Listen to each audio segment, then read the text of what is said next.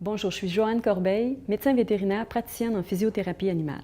Aujourd'hui, je vais vous présenter des exercices thérapeutiques avancés. On les dit avancés parce qu'ils sont un petit peu plus exigeants pour l'animal. Donc, je vous invite à en discuter avec votre vétérinaire avant d'entreprendre cette série d'exercices. On peut utiliser des ballons pour faire des exercices avec les chiens. Ça va être des exercices plus dynamiques, des exercices où on va amener des contractions musculaires en faisant des mouvements rythmiques avec les ballons. On peut voir la contraction de ses muscles sur sa cuisse. Donc, c'est un mouvement qui est rythmique. C'est un mouvement qui est lent, mais qui amène des contractions au niveau des pattes postérieures. On peut amener le chien un peu plus vers l'arrière, le rouler vers l'arrière, pour amener ses coudes sur le ballon. Et ça fait travailler vraiment beaucoup plus à ce moment-là ses cuisses. Mais ça nous permet d'avoir un chien qui est quand même relax, qui est appuyé sur le ballon, mais qui travaille fort avec ses pattes en arrière. Puis ça me permet d'avoir un bon contrôle aussi, de pouvoir placer les pattes du chien pour le faire travailler à droite, à gauche, puis d'avant, arrière. S'il décidait tout d'un coup de descendre du ballon, c'est important de garder contact avec l'animal pour éviter des accidents, pour le protéger.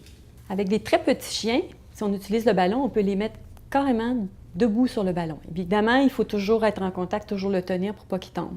Mais on le laisse un petit peu travailler son équilibre.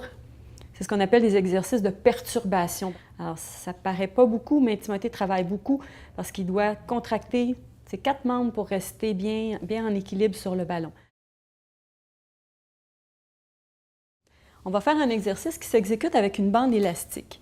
L'idée, c'est qu'on va aller travailler les muscles qui sont à l'intérieur des cuisses. Donc, on va glisser la bande sous la cuisse, comme ça, et on va faire simplement une résistance. On va amener une résistance avec la bande élastique pour que ces muscles, les muscles de Peter, vont travailler pour ramener sa patte de ce côté-là.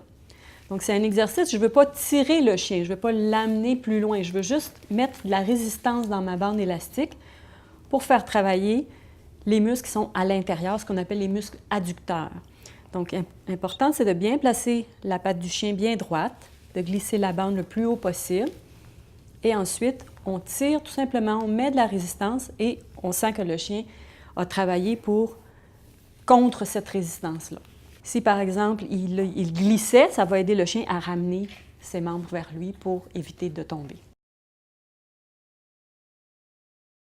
L'appareil qu'on appelle cavaletti pour faire des exercices, ça consiste en fait à des obstacles. Donc à la maison, on peut utiliser des serviettes roulées, par exemple, ou une échelle, dépendamment de la taille du chien.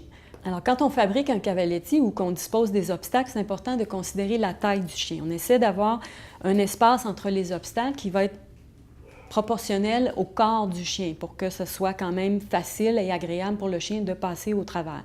Ce que le cavaletti va permettre lorsque le chien va passer au travers des obstacles, c'est premièrement d'avoir un transfert de poids. Il va être obligé d'utiliser ses 4 pattes pour passer au travers. Donc un chien qu'on veut travailler une patte en particulier, ça va la faire travailler obligatoirement lorsqu'il va passer les obstacles.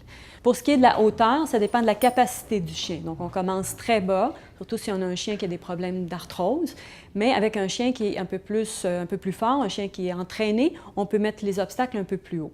Les cavaletti, c'est un exercice que les chats vont faire très facilement aussi. Donc, on a simplement à laisser les chats se déplacer et ils le font tout seuls. Et voilà. Dans l'exercice qu'on appelle le tunnel, le but, en fait, c'est de faire ramper l'animal. Donc, on utilise un objet. Ici, on a une table et on va essayer de faire passer l'animal sous la table pour le faire ramper. Donc, c'est sûr qu'il faut avoir un objet ou une table adaptée à la taille de l'animal. Donc, l'objet doit être un peu plus petit pour que l'animal ait à se pencher pour passer sous la table. Donc, c'est bien. Alors, on voit que c'est un exercice quand même qui demande beaucoup de force, un exercice avancé. Donc, si on a un chien qui a beaucoup d'ostéoarthrose, ça va être un exercice qui va être peut-être trop difficile pour le chien. Mais si vous êtes capable d'avoir une table vraiment presque de la hauteur du chien pour qu'il fasse juste un petit mouvement de flexion pour passer sous la table, ça va être un petit peu moins difficile. Donc, encore une fois, il faut s'adapter à l'animal puis à la condition de l'animal. Comme vous avez pu le remarquer, quand on fait des exercices thérapeutiques avancés, on encourage souvent l'animal avec des gâteries pour le féliciter dans ses efforts. Dans tous les cas, si vous avez des questions, je vous invite à consulter votre vétérinaire. Merci beaucoup d'avoir regardé cette capsule.